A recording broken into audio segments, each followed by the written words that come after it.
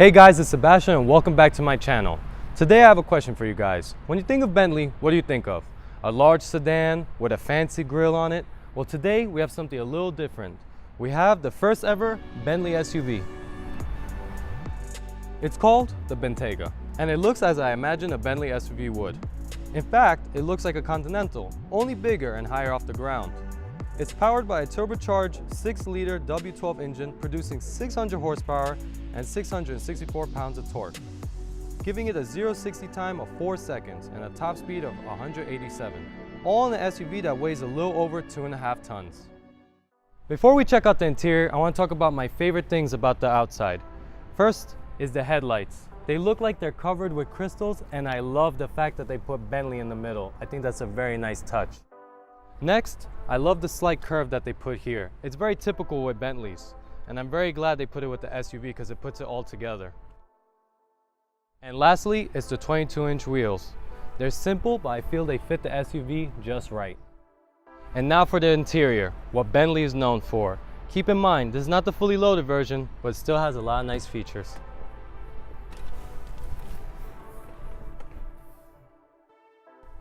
And as you'd imagined, it's a spacious cabin covered in fine leather and chrome accents that could easily fit 5 of your tallest friends.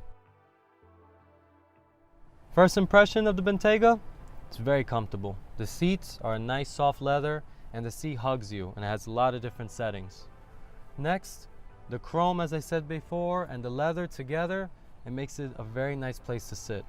In the middle, you have the infotainment system, which has everything you would need from media, the car settings, navigation, radio, phone, pretty much everything you need nowadays.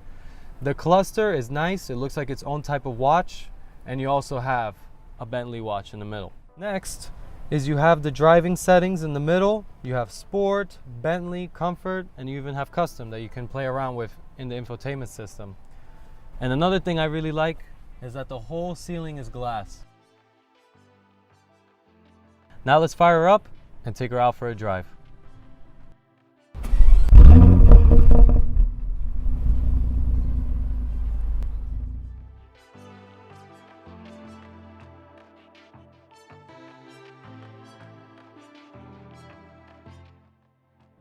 Although this car has a massive engine, it's surprisingly quiet.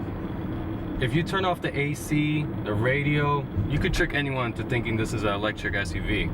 Combine that with the air ride suspension and it's like you're floating on clouds. This is by far the most comfortable thing I've ever driven so far. And it makes you forget that this is still a beast of an SUV. So right now, we're gonna head somewhere so I can show you what this thing can really do.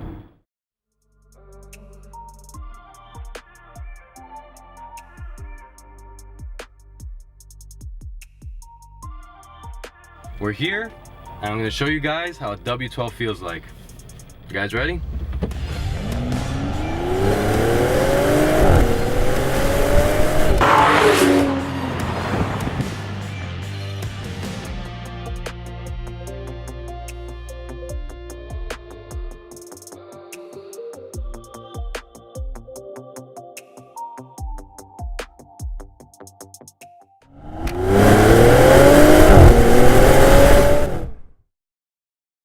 In the end, I really like the Bentayga. I think it's practical and luxurious.